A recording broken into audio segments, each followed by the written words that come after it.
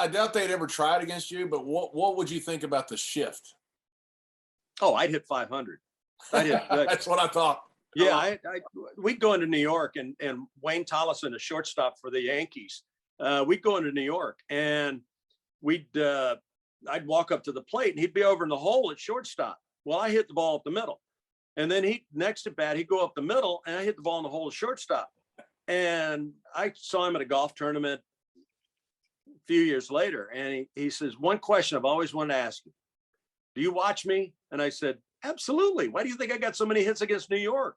You go up the middle, I hit it in the hole. You go over in the hole, I hit it up the middle.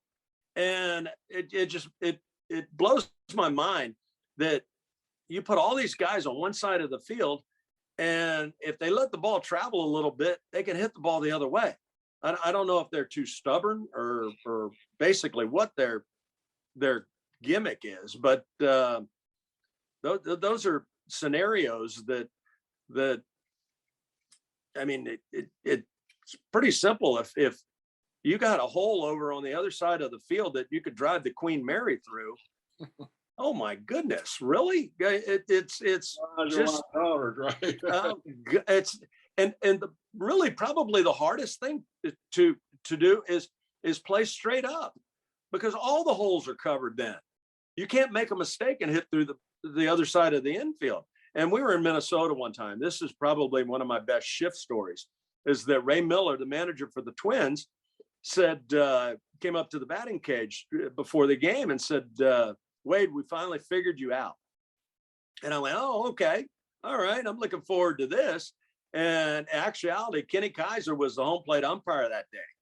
And so I walk up, and Chuck Knobloch and Greg Gagne are standing behind second base. And shortstop and second base are open. And I went, what is going on here?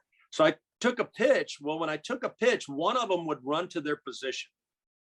So I went, oh, this is going to be fun. I went 5 for 5 that day.